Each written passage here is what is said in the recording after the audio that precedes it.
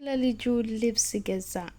ዋው! በሆድ ውስጥ ላለ ልጅ በሆድ ውስጥ የሚለካ አባት ተፈጠረ። ከማን ተጀመረ አትሉኝም? ከአብርሽ። ለካ ሆድ ውስጥም እያለ ለልጅ ልብስ ይለካል እንዴ?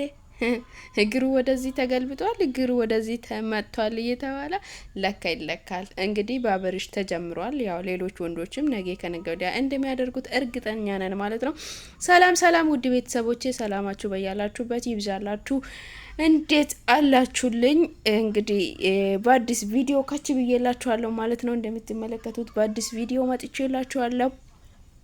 ላይክ፣ ሼር፣ ሰብስክራይብ እያደረጋችሁ ሀሳብ አስተያየቶቻችሁን ፈታ ዘና እያላችሁ አስቀምጡልኝ ማለት ነው። የዛሬ ቪዲዮ የምሬን ነው ምላችሁ በጣም ፈታ የሚያደርግ ነው።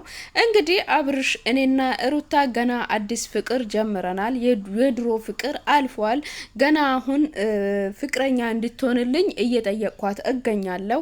እንግዲህ እዚህ ቦታ ላይ ቀጥሬያታለሁ። እዚህ ቦታ ላይ እንግዲህ አዳዲስ ፍቅረኛ ማሞቾች ተቀጣጥሮ የሚገናኙበት ቦታ ላይ እንግዲህ ቀጥሬያታለሁ። ያው በፍቅሯ እየከነፍኩኝ ነው። እስኪትመጣ ጠብቅ ያለው እያለ ይገኛል። ውድ ቤተሰቦቼ እንግዲህ ዛሬ አብርሽ ሩታን ለማግኘት እንግዲህ ጠርቷታል ማለት ነው። ሩታም ደስተኛ ሆናለች። በጣም ደስ ይላል። አባት እንደመሆኑ መጠን ልብስ ለልጁ ገዝቶለታል ማለት ነው። እንግዲህ የኔ ልጅ የአገር ውስጥ ልብስ አይለብስም ከውጭ ሀገር ነው የሚመጣው አለ። ወይ ጉድ አለ። ምን ሊበላችሁ እንግዲህ ምን ሊበላችሁ እላችኋለሁ።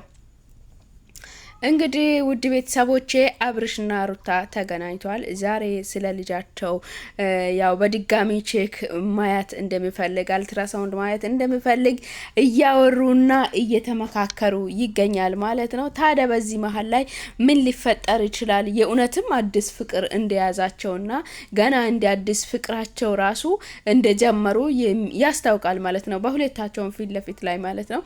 እንግዲህ ብዙ ነገሮችን ይጠይቃታል። ለምንድን ነው ልጅ የማይመጣው? ለምንድነው ማትወልጂው?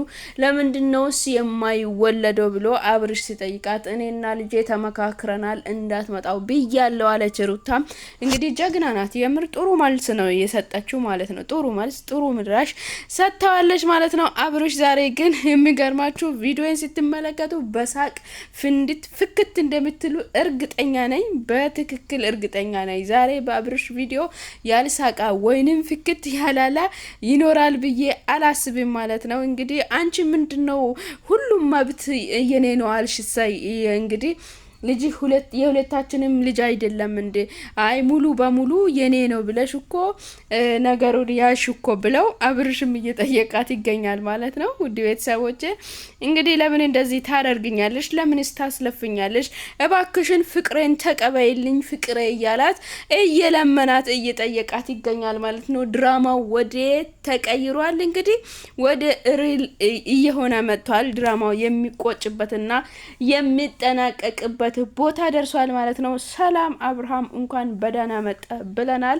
እንግዲህ ውድ ቤተሰቦቼ ውድ ተመልካቾቼ ሩታዬ ስትመጣ ምንድነው ሊፈጠር የሚችለው? ምንድነው ሊሆን የሚችለው? ምን ሊከሰት ይችላል? እሱን አብረን እንመለከታለን። ላይክ፣ ሼር፣ ሰብስክራይብ እያደረጋችሁ አበረታቱኝ። ወደ ቪዲዮ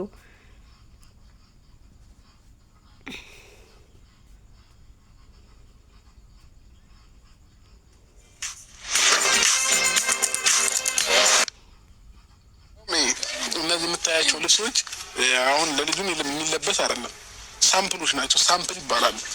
እኔ ለልጄ ከውጪ ካልሆነ ከኢትዮጵያ ውጪ ካልሆነ በስተቀር እዚህ ባለ ልብስ አላስተናግደውም እና ይሄ ሳምፕሎች ናቸው። ሳምፕሎቹን አስቀድሜ አስልኬ ነው እና ካይሻቸው ከወደድሻቸው እነዚህ ራሳቸው ከዱባይ እናስመጣለን ማለት ነው። ይሄንን ያምራሉ። ይሄንን እዚህ እኮ ዝም ብሎ ሱቅ ውስጥ አግኝቼ መግዛት የምችለው ልብስ ነው። በዚህ ልብስ ነው የምትጎርረው።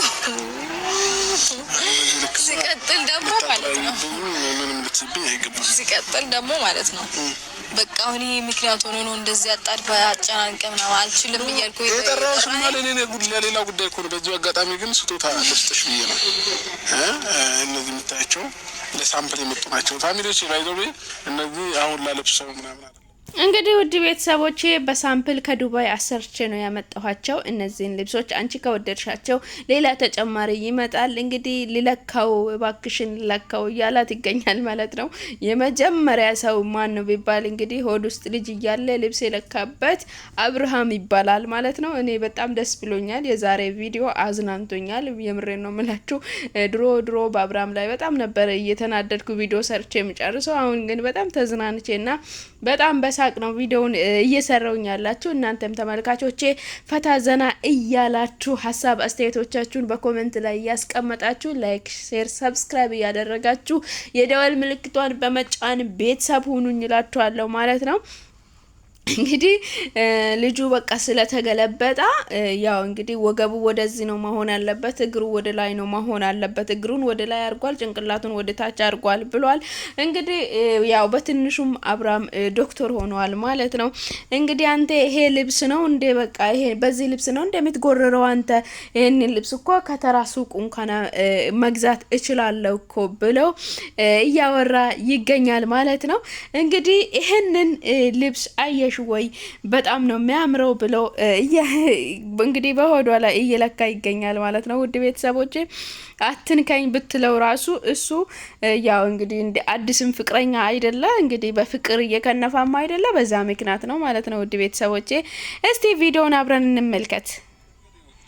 ይውቃይ ላታጋችሁ ቋርጋችሁ ተከፍቱለትና ያው በዚህ ነው የሚሸነው። እሺ ምንም ፓምፐርስ ምንም ነገር የለም። እኔ መጥቶ ፓምፐርስ ምናምን ቢል ወዲያው ፖፖ ላይ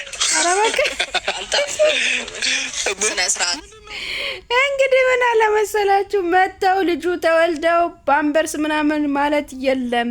በዚህ ነው መሽናት ያለበት። ያ ካልሆነ ወዲያውኑ በፖፖ ላይ ነው የሚያስቀምጠው አላለም። ከዱባይ ልብስ የሚወስድለትን ልጅ እንደዚህ ካላ እኔ እንጃ። ውድ ቤተሰቦች እናንተ ምን ትላላችሁ? ለእናንተ ምን ይመስላችኋል? ምን ቢሆን ጥሩ ነው ብላችሁ ታስባላችሁ? አንተ ለምንድን ነው እኔን የጠራኸኝ ዛሬ ለዚህ ነገር ነው ወይ የጠራኸኝ እያለች ሩታን በተደጋጋሚ እየጠየቀች ትገኛለች ማለት ነው። ዛሬ ከኔ ጋር ቼክአፕ ማድረግ አለብን፣ እኔም ልጄን በአልትራሳውንድ ማየት አለብኝ ብሎ አብርሽ ሩታን እያስጨነቃት ይገኛል። የሩታ ምላሽ ምንድነው ሊሆን የሚችለው? አብረን የምንመለከት ይሆናል። እናንተ ደግሞ ሀሳብ አስተያየቶቻችሁን በኮሜንት ላይ አስቀምጡልኝ ማለት ነው። ፈታ ዘና እያላችሁ ላይክ እያደረጋችሁ ሰብስክራይብ እያደረጋችሁ የደወል ምልክቷን በመጫን ቤተሰብ እየሆናችሁ አበረታቱኝ እላችኋለሁ። ወደ ቪዲዮ እኮ አረጋግኩሽም እሱ ሲረግጥሽ ምንም አትይው። ምን የተረግጥሽ ኦኬ ከነሱ በሱ ባለጠብሽ ማለት ነው። ድሮስ ቤቱ እንደፈለገ መሆን ይችላል። እሺ እንዴ ተጀመረ ካገና ካሁኑ እሱ ሲራገጥ ዝም እኔ ሲራገጥ እንዴ ከተጀማመርን እንግዲህ ፋሚሊዎቼ ነገ ከነገ ወዲያ ከማንም ጋር አይወዳደርም ማለት ነው። አንተ ልትወዳደር መፈለግ ራሱ ድፍረት ነው።